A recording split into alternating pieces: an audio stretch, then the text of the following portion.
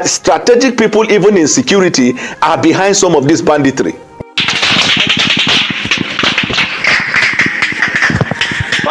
My people everywhere scatter in the early hours of today as Daniel BWALA has already made his comment concerning the insecurity of Nigeria. And you will see in my previous video, the politicians were actually exposed. A lot of them were actually exposed in the previous video that I uploaded on this channel. If you have not yet checked it, you can go back and check everything that Daniel BWALA said. You will see that in this video is more or less like what Daniel BWALA actually said. It's the same thing that Daniel BWALA or sorry is saying in this video, my people. Stay close to hear everything that Daniel BWALA actually said in this video. And also Sheikh BUMI is already in the mode as Nigerians are actually castigating and criticizing him and even blasting him for the comment he actually made concerning the kidnappers and the ransom that was demanded to be paid for the release of these children. My people, stay close to this video as I will be showing you everything in this video. Share this video to every social media platform. If you cannot share, like it, give it a thumbs up so that YouTube will recommend this for us. We'll be right back. Welcome back to Lagos TV show. The whole of crime scene. It's happening in the street again.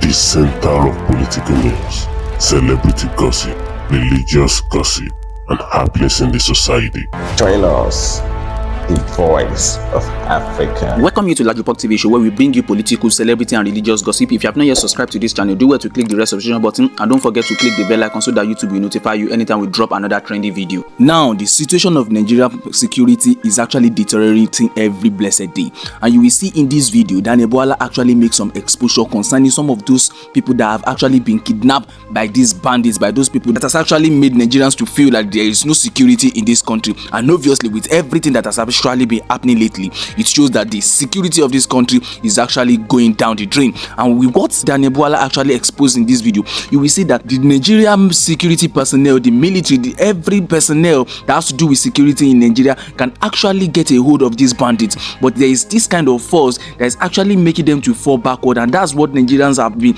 yelling about. And you see in my previous video, Daniel BWALA fearlessly exposed and said that his kidnapping and abduction, even the ransom demanding, is actually political. And you will see they are actually doing all these things to sabotage the reigns of President Ahmed Tinubu. They are actually doing this to sabotage his tenure. They are actually doing this just for Nigerians to believe that President Ahmed Tinubu is not capable of ruling this country. And you will see what Daniel BWALA actually said in this video actually made a lot of people to confirm that everything that has befell Nigeria, that has been happening to Nigeria way since the time of President Goodluck, the former President Goodluck Jonathan, to this present moment is actually political. Now, Daniel BWALA actually said something that one of those people that was actually kidnapped then actually came out, that actually escaped from this kidnapper, told them that there was a time that they were actually taking them inside the bush and they actually saw the military chopper ahead of them. But after some minutes, when they actually told them to squat so as to hide from this military personnel, not more than 1 minute, they actually saw this chopper going backward. And this has actually made a whole lot of exposure.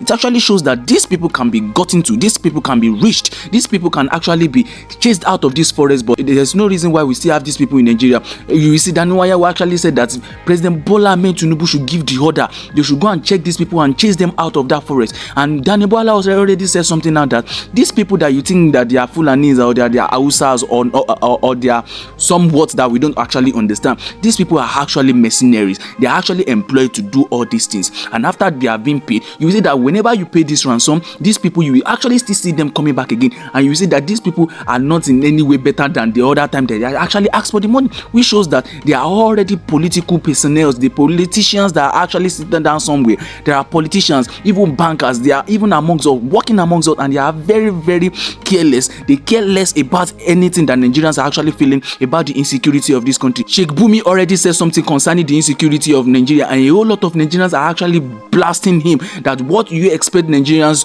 the Nigeria politicians, the government to do? Are you expecting Nigeria politicians to actually negotiate with these terrorists? Once we negotiate with these terrorists, they will demand for more. You actually see that at first they actually asked for 42 trillion, which is very, very unrealistic for the ransom so as these children will be released. And later on, when President Ahmed Tinubu said he is not going to pay any shishi for the release of these children, they actually brought down the money to 1 billion naira. You see that these people are actually amongst us. I actually see our day-to-day activities here in Nigeria. We actually you so that there's an insider, my people. I will show you what Sheikh BUMI actually said first, and after that I will show you the video where BWALA actually said everything in this video. He exposed a lot of them and actually said that he stand with President Bola Ahmed Tinubu, that he should not negotiate with these bandits. My people, stay close and watch everything that I said in this video. It's an eye-opening video, and you will see a whole lot of things that is actually happening in Nigeria. You see a whole lot of politicians are involved in many things that actually befell Nigeria. My people, stay close as I watch this video, and after the video we wrap up. He said our military knows fire for fire, and these people do not have the firepower. They hide behind the civilian and do whatever they do. So don't let us humiliate and disgrace our military. This is not their job. This is the job of politicians. This is the job of the police. This is the job of the intelligence. In fact, I believe no ransom should be paid. I believe that, but engage these people. Give them hope, but not only in these children's cases. Be holistic. I heard when one military man said it is turning into a war. I'm so sad to see that they are now realizing that it's turning into a war. It has been war since. It has been ethnic war, it has been class war. It is not just more than criminality. We have to accept that.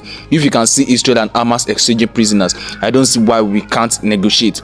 If Americans can negotiate with the Taliban, I don't see why we can't. They can't impose on us their own ideas when behind the doors they also negotiate with these terrorists. The notion or narrative that this insecurity, the intel security insecurity, is a ploy to upset or unsettle Tinubu's administration, in my view, is a decoy narrative that is peddled either by some security operatives or politicians in a bid to give President Tinubu an impression that it is a case of us versus them, so that once he accepts of that narrative or that notion, then he will not bother about the effectiveness or ineffectiveness of the law enforcement and security agencies. Usually that is the tactics, and we've seen the movie before. In President Buhari's time, it is the same thing. You remember when he started the war against corruption? The minute information started coming out about public officers under his employ and appointment are involved in corruption, they immediately build a narrative to him that it is corruption fighting back. And the minute he accepted that notion, everything you say about public affairs under his administration, he didn't take it serious. He didn't commission the law enforcement agencies to be brutal about it, because he has been made to believe it is us versus them. And this is the narrative that some people are trying to build for President Bola Ahmed Tinubu to cover for their inability to deal with situation that is handed to them. And that's why I like what President Bola Ahmed Tinubu said yesterday, which to me, he refused to buy that idea. When he said, I don't have luxury of time. You have to go and deal with this, or I take a decision. You see, Dr. Abati, these problems that we're confronted by, or that is challenging us, is local, and our solution is local. Even the notion that some international partners are opting to help us. I advised the federal government a few days ago on Twitter that we should look at that with a long spoon. We should accept that with a long spoon. These foreign nationals, this foreign government oftentimes use that as a ploy to negotiate their interests. They never mean and they will never solve our problem, because our problems are local. And to juxtapose my point, when a missionary was abducted, an American citizen, you see the swiftness with which the American forces came and rescued the person. If they really wanted to help us, from when Boko Haram started till today, we would have been able to deal decisively with Boko Haram. Have our army and soldiers not been arresting foreign nationals amidst Boko Haram fighters? So let us treat this kind of offer, this Greek gift, with caution. But why did I say our problem is local? Our problem is local because this emerging issue of kidnapping is a crisis economy. And these guys you see in the bush abducting people are mere mercenaries. The real perpetrators are in towns, they are in white collar, some of them in government agencies, some of them in the banking, some of them in financial and other business interests. This is where, in application of the Terrorism Prevention Act, we need to look deeply into what it provides. The Office of the National Security Advisor, that is the coordinating body, the Office of the Attorney General, that is the administrator of the act itself in terms of bringing regulation for facilitation of fighting corruption, then the law enforcement, where the problem lies, which deals with intelligence, security prevention and detection. So when we discuss in detail, I will prove it to you that our problem is local, and the law enforcement and security chiefs, they are right now in the eye of the storm. I agree with President Bola Ahmed Tinubu. I agree with him because, one, he must have been briefed based on intelligence that the individuals behind this ransom thing are white collar people, and so continuing to discuss and giving of ransom is feeding off of this crisis economy, thereby financing them, and in turn they will procure more arms and build that economy to be much more stronger than our oil and gas industry. And they know, these bandits, that once you abduct pupils, primary or secondary, immediately it takes an international dimension, because it falls under the Convention of the United Nations, and the responsibility squarely falls on the federal government. But if you abduct families, business people, and the rest, they are deemed under international convention as local acts of crime. Once you take kids, that is why they had the effrontery and audacity to call for 1 billion. Few days ago, they even asked for 40 trillion, 150 motorcycles, and some cars, as if they want this to go and set up a new country. For them to say that, and look at, for example, Dr. Abati, they said they are giving 15 days. If ransom is not paid, they will kill the children. 15 days is enough time for all of them to be decimated. 15 days is enough. So this is where the question of intelligence comes. All of this investment in the procurement of devices for tracking and tracing, for surveillance and interception, where is it? Where are they? Are they functional? When somebody steals a phone in Nigeria, this law enforcement will geo-track the person and catch him. When a terrorist is involved in a crime, it becomes an issue. So everybody comes to President Bola Ahmed Tinubu and form one narrative so that President Bola Ahmed Tinubu will approve money. But we have not asked the ones that were provided before, what have you done with it? This is a thriving economy. This is a thriving economy in Nigeria. That's why all manner of people are involved. We have seen a secretary of a church in Jos involved in kidnapping. We have seen family members involved in, kidnapping of their own loved ones. We have seen a husband ask that he be kidnapped so that the wife will pay ransom. It's a thriving economy, and this economy is promoted, financed, and supported allegedly by financial institutions. If you look at the Terrorism Prevention Act, you will see the role. In fact, if you see the definition of what constitutes terrorism in terms of terrorism financing, then any bank that is involved in deposit, transfer, or felicitation or payment of any kind to a terrorist has committed a terrorism act. And this is in compliance with the United Nations Charter. Let us even ask the question, what happened to that, they call the Sanction Committee, that is pursuant to the international, the UN Convention. The Sanction Committee, because if you look at that Terrorism Prevention Act, you will see the committee members. They are the ones that designate individuals and financial institutions as terrorism institution. Ayo, a few years ago under Buhari, in Zamfara, where the current Minister of State for Defense was a governor. What characterized his administration? Payment of ransom, payment of ransom. In fact, there was a time when revelation came out that the payment of ransom involved a member of SSS, a Nigerian soldier, a police, a local traditional chief. So these guys who are doing banditry, have you ever seen them flashing cars, changing clothes, or living a lifestyle that will suggest that these monies they have been collecting from people they're actually using? They are mere mercenaries. And that is why I emphasize the point. This requires political will to put an end to it, because the economy is thriving and expanding to a point where you cannot even vouch for members of your own estate. Because the minute you change car, somebody somewhere may be giving information about your life. Now, yesterday, very sadly, Governor Wike had media chat, and in my view, he was leaking out a lot of intelligence that ought not to have been leaked. Talking about they don't have money, they don't have facilities, devices for tracking, and the rest. Do you know how much the government of President Buhari invested in the procurement of infrastructure for the purposes of geo-tracking, surveillance, and all of that? So what are we to be asking? Where are this equipment? Are the equipment like pure water where you drink and go to the toilet? Are they not hard devices? That's number one. Number two, everybody who speaks to the ears of president now is always calling money, money, money. So one, you have the crisis economy, those who commit the crime in order to make money. Then on the other hand, you have the bureaucracy that want to get more money so they can stop the crime. And in between the bureaucracy and the perpetrators of the crime are the Nigerian people.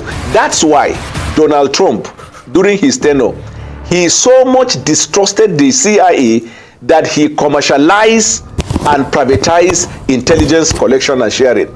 He started paying private firm to give intelligence to the American government, because when you give private sector tasks, you get efficiency and result. Bureaucracies are like this sea that never ends. Okay. This is my humble recommendation to Mr. President. So I will come to you just 1 second, sir, before you come in, Mr. Rufai. I just wanted to say something. It's about time that the government of Nigeria begin to use PMCs, private military contractors, not foreign PMCs. All these our retired generals, retired army and the rest, let them be encouraged to form their own PMCs and let government privatize intelligence and security fight. We will bring this to an end within a short time. If the president wants these guys back in 15 days, Mr. President can call all the security chiefs and say, in 15 days, if I don't see these children back, I am relieving you all and I'm getting a new set of security chiefs. I guarantee you in 15 days, the kids are going to be back. You see, because every day there is a meeting, you'll be hearing them of lack of cooperation. The National Security Advisor is working tirelessly every day, calling meetings, talking. That's why people are now getting fed up to say we get fed up with these meetings. Because at the end of the day, when operation is executed and you hear of lapses, you will then hear there is interagency rivalry. Intelligence is provided but late, or intelligence is provided early, but these institutions that is going to carry out the operation so undermine the intelligence that before they will act on it. A few days ago, I heard a former CIA agent that said the Congress assessment of 9/11 said all the security platforms of America failed because all the intelligence necessary to stop 9/11 came. Intelligence came, but they refused to process it. Intelligence came, they refused to act on it. And when something like that is happening, the only way to stop it is for the commander-in-chief to hold people accountable.